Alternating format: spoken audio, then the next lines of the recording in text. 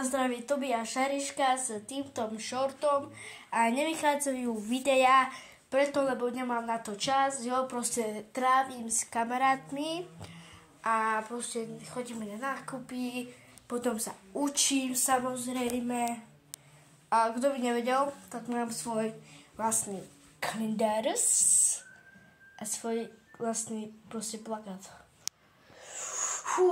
Neviem, že či, dneska už asi nevydám videjko a je to preto, lebo proste to, takže neviem vám to vysvetliť, ale vieš, proste za koľko je kamo hodín?